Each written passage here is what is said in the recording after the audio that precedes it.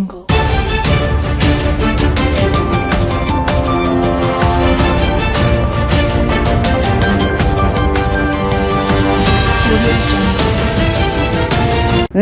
आज तक 24x7 news में आपका स्वागत है और मैं हूं आपके साथ निकिता श्रीवास्तव। आइए रुक करते हैं आज की तमाम बड़ी खबरों का।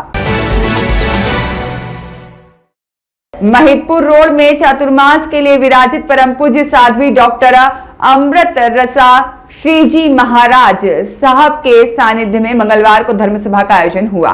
इस दौरान नगर 45 दिवसीय सिद्धि दायक सिद्धि तप का मंगलमय आगाज भी हुआ। पूज्य साध्वी डॉक्टर अमृत रसा श्रीजी महाराज साहब ने धर्म सभा को संबोधित करते हुए कहा कि कर्म सत्ता किसी को नहीं छोड़ती, चाहे राजा हो या रंक। उन्होंने कहा कि व्यक्ति हंसते हंसते कर्म बांधता है, लेकिन जब वही कर्म उदय में आते हैं तो अत्यंत दुख, वेदना और पीड़ा झेलनी पड़ती है। महाराज साहब ने कहा कि जैसी मति होगी वैसी गति होगी और जैसा भाव होगा वैसा ही भव होगा।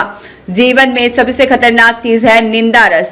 हमें दूसरों की निंदा बुराई करने में बहुत रस आता है, जिससे अनेक कर्मों का बंध होता है। हम सभी को इस निंदा रूपी रस से बचना चाहिए। पूज्य साध्वी जी की पावन निश्रा में सभी तपस्वियों ने विधि विधान के साथ मंगल कलश भरकर परमात्मा से निर्विघ्न तपस्या की पूर्णता की मंगल कामना की। इन 45 दिनों की धार्मिक तपस्या से जुड़े श्रद्धालु महान पुण्य का उपार्जन करेंगे। लगभग 2 घंटे तक चले इस अनुष्ठान में तपस्वी श्रद्धालु और समाज जनों ने पूर्ण समर्पण के साथ भाग लिया। जैन समाज के मीडिया प्रभारी सचिन भंडारी ने बताया कि आज की धार्मिक भक्ति प्रभावना और संपूर्ण दिवस का लाभ अशोक कुमार बापू लाल कोचर मावावाला परिवार ने लिया।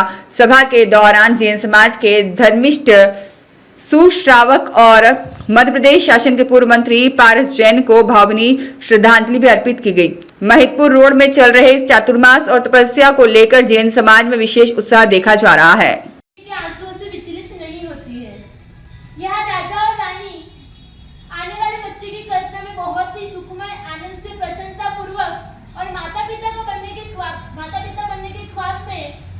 जीवन बिता रहे थे। उनको ये पता नहीं था कि उनके गर्भ में रहा हुआ बच्चा वो राजमहल का सुख देखने वाला है या जंगल का दुख देखने वाला है। उनको ये पता नहीं था, उनको ये बात का अंदाजा नहीं था कि अपने पेट में रहा हुआ शिशु, अपने गर्भ में रहा हुआ शिशु वो राजमहल के अंदर रसोई घर में बनी हुई मिठाइयाँ खाने वाला है या तो फिर एक रोटी के टुकड़े के लिए भी तड़पने वाला है। वो माता पिता को वो बात का अंदाजा नहीं था कि वो अपनी ही आंखों से उस बच्चे का सुखमय जीवन देखने वाले हैं या तो फिर वो अपने शिशु का दुखमय जीवन देखने वाले हैं। समय बीतता जा रहा था। राजा और रानी तो बहुत ही प्रसन्न थे। उनके मन में तो सिर्फ और सिर्फ आने वाले बच्चे के सुखमय जीवन की कल्पना और योजना में उनके दिन बीत रहे थे। इधर प्रियदर्शना रानी ने अपने गर्भ में रहे हुए बच्चे के जीवन पर बिल्कुल भी कुसंस्कार नहीं पड़े, उसके लिए उसने अपनी पूरी जीवनचर्या को बदल दिया था। उसका खाना पीना, बैठना, उठना, चालना सब कुछ उसमें जबरदस्त परिवर्तन लाया था। एक और जिन दर्शन, पूजा, जिनवाणी श्रवण, साधर्मिकों की भक्ति और सुपात्र दान, तो दूसरी तरफ गलत दृश्य नहीं देखना, गलत निरर्थक बातों का श्रवण नहीं करना और गलत प्रवृत्ति का स्मरण नहीं करना। तो इस प्रकार पाप से निवृत्ति और धर्म में प्रवृत्ति, इन दोनों के सहारे उसका जीवन व्यतीत हो रहा था। जैसे ही गर्भकाल के 3 महीने पूर्ण हुए, प्रियदर्शना रानी को एक दोहद उत्पन्न होता है और उसके मन में ऐसी इच्छा प्रकट होती है कि मुझे अश्वसेना के साथ उपवन में क्रीड़ा करने के लिए जाना है। प्रियदर्शना रानी अपने मन की बात गुणसेन राजा को बताती है और गुणसेन राजा उत्साह के साथ उसके दोहद को पूर्ण करते हैं। देखते ही देखते 9 महीने बीत जाते हैं और 9 महीने बाद प्रियदर्शना रानी को प्रसूति की पीड़ा उठती है। भला राजमहल था, सेवा की क्या कमी हो सकती है।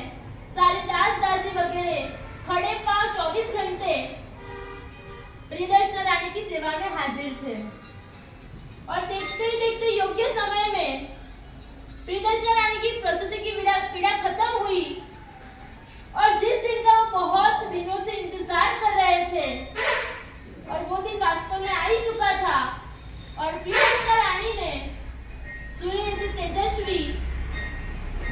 समझने की बुद्धि वाले धीर वीर और गंभीर पुत्र रत्न को जन्म दिया।